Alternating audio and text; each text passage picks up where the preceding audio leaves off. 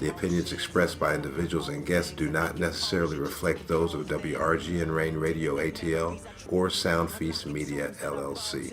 And I don't know if you'll ever hear me, but I got salt in my wounds from the tears that resulted. Every hurt shows we're mortal. Hey, what's happening? Brother, what's up? This is a groovy party, man. Yeah, I brother, can like dig it. solid. Right on. Hey, man, what's your name? Sweet Gates. Hey, what's up, man? My man. Everything is everything. Do the get down today, boy. Welcome to the Word on the Streets with JP. I'm your host, JP, and you're not going to want to miss today's Sound Feast. In 5, 4, 3, 2, 1. Can't stop, won't stop. Where the brakes at? I give him that diddy bop. Like, take that, take that, take that.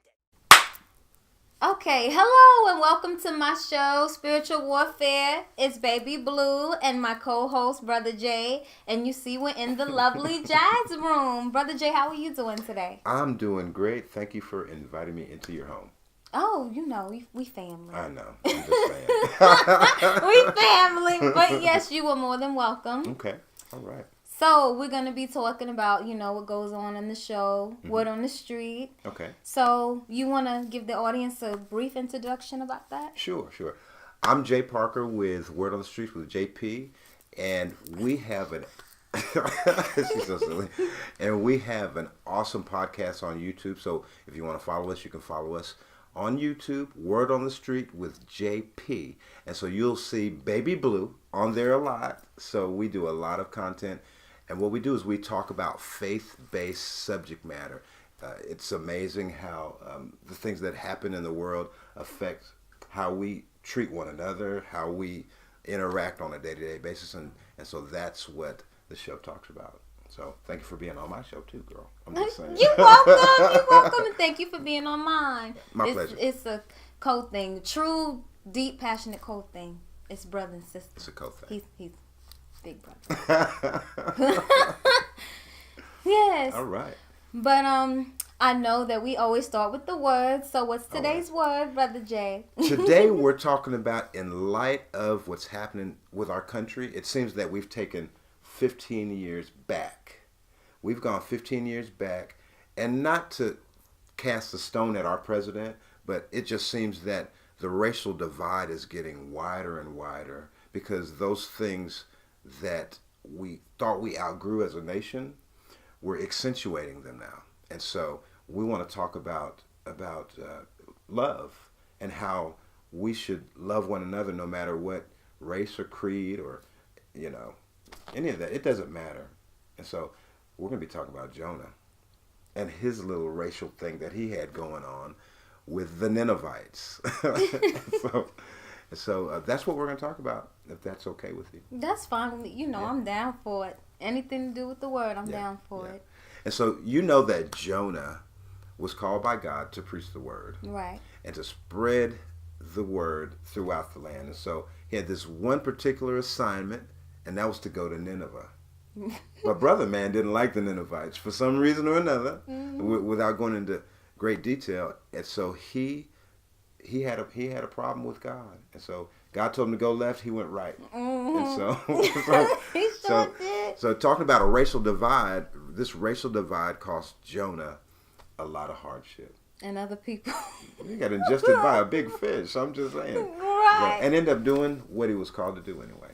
Mm-hmm. That shows you how merciful our Father is. Absolutely. It really does. And so, yeah, it's kind of funny because we actually have prejudices that aren't obvious or evident, but get upset. And especially if it's someone that's of a different ethnicity, and then that thing will rise up in you. No matter how much you say, I love my brothers and I love everybody and all that stuff, do you really? Mm-hmm. And so this is just an indication when that thing rises up in you that you need to work on your love game.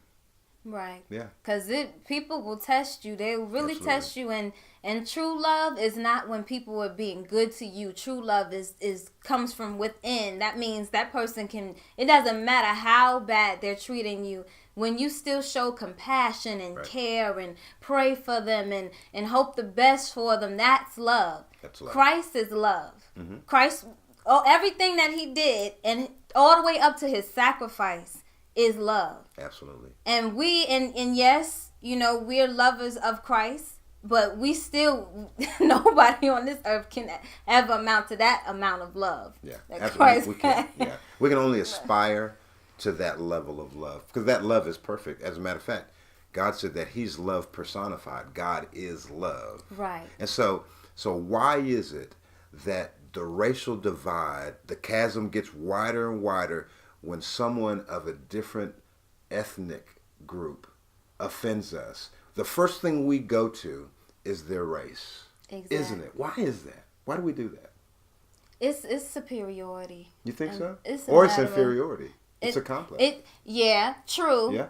Yes, inferiority from within, but wanting to prove that you are superior to the other race when Right. you know it's like when you're in school and the bullying issue. Right. Those bullies feel Right. little of themselves. Right. And that all comes from hatred. And because you have all that hate in you, it consumes you, Right. which drives you mad, which causes you to bring down others and do things that seem not even quite, but a whole lot inhumane. Right. Is that hatred of self? That's hate. That's I believe hatred of so. self. Mm-hmm. I believe so. Yep. Yeah. And your hatred for self it opens doors for you not to love others, because you cannot love others if you do not love God, and you cannot love yourself if you don't love God. You summed it up pretty well. and that was Jonah's problem.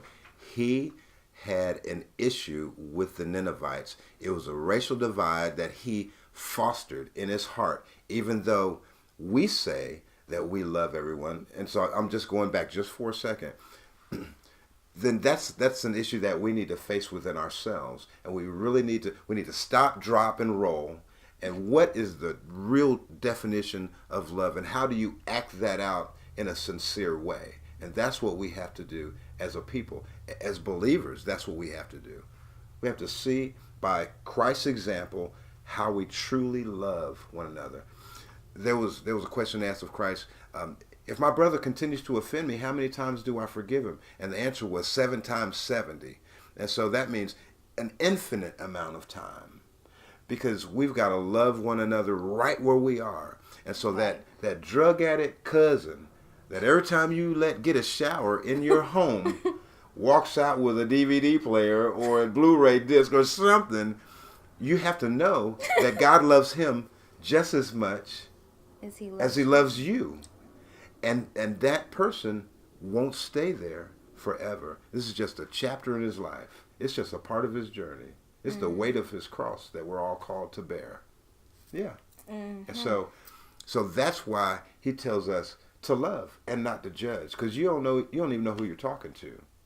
You know? Mm-hmm. You look at Donald Trump. They say before he became a billionaire, he was bankrupt like 7 times. And people were looking at him like, ooh, you're never going to be anything, you know? And he ended up being one of the richest men in our country, plus the most powerful man in the whole world, the president of these great United States. It's amazing what God can do through taking you through the journey. And as you learn the lessons, and come out on the other side as something that he designed for you to be. Love conquers all. It does. The word says that. Yeah. It does. Love conquers all. That's one thing that will heal. There's healing in the word, and the word is love.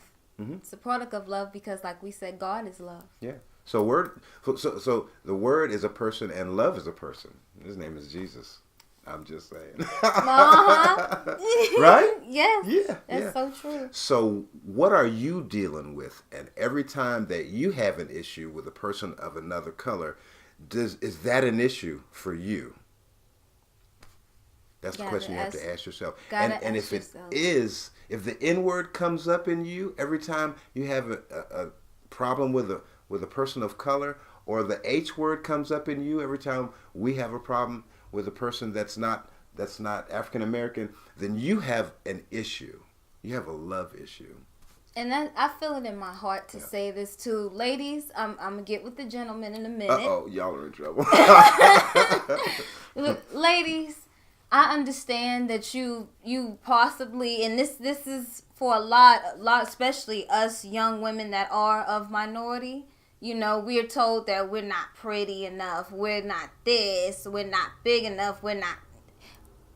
None of that matters. What matters is what's in here. Mm-hmm. Stop giving yourself these exotic, these foreign objects and putting it inside yourself, because you're just hurting yourself even more and you're feeding into that negativity.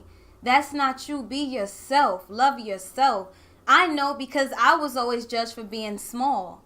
I've always been small. And she's still small. To this day. Nothing's changed. To this day. I was only big one time in my life.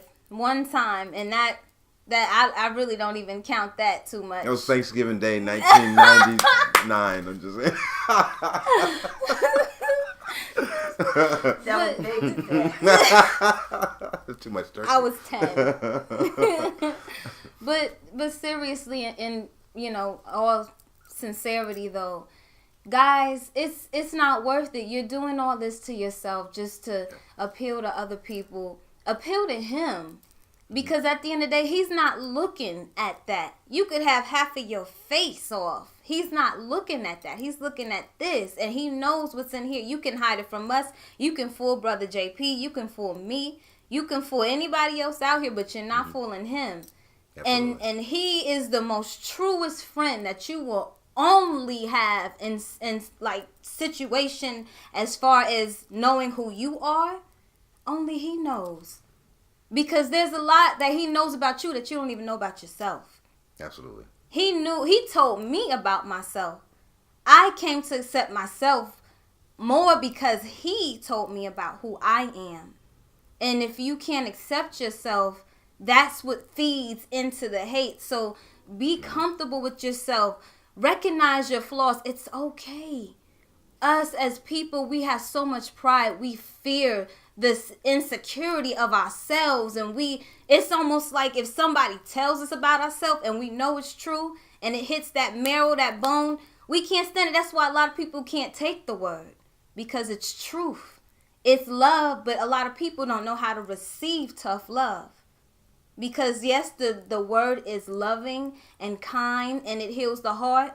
But when you're dealing with a certain spirit, it can also hit that marrow. It's designed to hit that marrow because it's to better you. When you were a baby and you were teething, that didn't feel good, but your teeth were growing. You need teeth so that you can chew, so that you can receive your food. The word is the food. How are you going to chew the word and digest it properly if you don't have the spiritual teething? So think about that. It's okay. You are loved. You are beautiful. I don't care how you look. You could be big. You can be small. You can be short. You can be tall. It doesn't matter. You are loved. And brothers, it's not about having every single female. It's not about every chick every day of the week. It's not about that. It's not about your jewelry. It's not about your cars. It's not about your houses. It's none of that. It's about here. Like I was telling the ladies, it's within here. And the baby mama drama and all that stuff, you're going through it. You're going through it because, look, you only attract what you know and what you're familiar with. All the baby mothers that you're dealing with, they may look good, but until you recognize yourself and understand what's going on in here, you're going to keep going through the same thing over and over and over again, because negativity attracts negativity. You might be actually involved with a righteous female, but you shun her because you say, oh no, she too bougie, or she got this, or she not letting me do this and all of that. But she's right for you, but it makes you uncomfortable because the negativity within you sees the light, and when you're not ready to receive that light, it makes you uncomfortable. Things that are righteous and things that are meant for you, that is best for you, will not make you feel comfortable. Like Bishop T.D. Jakes said, you have to grow into it. The field that the Lord has you in, you have to grow into it. It doesn't grow into you. You have to grow into it. So when you get placed in a situation that's bettering yourself, it's not for you to feel comfortable. I was uncomfortable first coming here out of Jersey. All I knew was Jersey. I'm in Georgia now. I'm not in Jersey. I'm not in the inner city. I'm in the suburban area. I'm not going to walk around the suburban area saying, what's poppin', all this stuff. Yes, I say what's poppin', that's me. But I'm not going to act ghetto and just be all, because I'm not that anymore. That's not me anymore. Yes, I've always been a sweetheart, but I have better grammar. I have a better mind state. I'm saved. I'm not the same little sinner girl out there on the street. That's not me anymore. When my homies try to kick it with me now, it's no, because they either trying to go to the club, go to the strip club, hang out on the street. That's not me. I don't hang out with the gangbangers anymore. I don't hang out with people on the street anymore. That's seriously. We need to take a look. I'm just saying. I need to ask you some questions. And that's fine, but that's not me. So you guys, you gotta understand. Don't be afraid to grow. You are hindering yourselves. You don't even know your own capability because you're so comfortable where you are, and you're hindering yourself, and you are feeding into that insecurity. You can be better and you can do better. The Lord did not create you to be where you are now. He created you to grow. Otherwise, he wouldn't have sent Christ. He wouldn't have manifested himself in the form of man and walked this earth and paid the price if we were meant to stay where we are now. We wouldn't even be here if it wasn't meant for us to grow. So just think about that. And before we close, Brother Jay, have mercy. I'm like, woo. Just tell him. Just you want you want to tell him how you felt that. This is like in the city of your soul. That was all. It's because I'm tired of seeing this same thing over. Yeah. It's a cycle. It's a vicious cycle. Yeah, and we see the arrows of the enemy, and the arrows of the enemy are designed, number one, for you not to love yourself. Right. And if you don't love yourself, then you can't love your neighbor. So that means your boyfriend, your girlfriend, your friends. You just can't do it right. And so we've had really, really bad examples in the past of what love is. And so very, very rarely do you see a healthy relationship that's centered around love. And it doesn't have to be a romantic love. You could just be best friends and exude love. I mean, just tolerance and patience, and yeah, he was tripping or she was tripping, but that's my girl or that's my man, you know what I mean? Mm-hmm. And so we're going to get past this and continue the friendship because it's valuable. In our lifetime, I'm in my 50s, and in my lifetime, I can count on one hand friends. I'm kind of old. Friends that truly we shared love together. You know what I mean? Mm-hmm. So I call that, I think now, ride or die. It's your ride or die. It's your friend that doesn't matter what you say, even if it's offensive to them, they always know, yeah, that's just Jay. He didn't mean that, And that's that love is patient, love is kind, love endures all things. And that's that thing. So if you ever want to know if your friend loves you, look up the definition of love. I'm not going to tell you where it is in the Bible. You're going to have to Google it, and that'll inspire you to search it out. Seek out a thing that you may find it. So. I say ride and die now because that seals the deal. But before we close, you want to give them a brief on how we met? Yes. Since we talked. Yes. Brad Friday. What's up, Brad? Yes, that's our boy. Brad Friday was an intern at WRGN Rain Radio, Sound Feast Media, and the Word on the Street show with JP. And so he finished his internship, and then he said, yeah, this little chick named Toni said she needed, So you came through. We talked. We're both believers. It was hand in glove. She fit in with our mission. We were ready to facilitate you in your internship. And that's where we are today. And so now this is my little sister. She's in my life's basket. It's an inside joke, but she's in my basket. Yeah. So we're pushing each other along this life in each other's basket. So, and that's when you know that you've got love. Exactly. Yeah. And not old crazy love turn into something crazy. Anyway, so it is time for us to wrap, huh? Yep, it is. Yep. But I thank you guys so much for tuning in. And we always play. But guys, you have a blessed holiday and don't get too full off that turkey. Get as full as you can, though. Not gluttony, though. But we love you. Thank you so Mwah. much.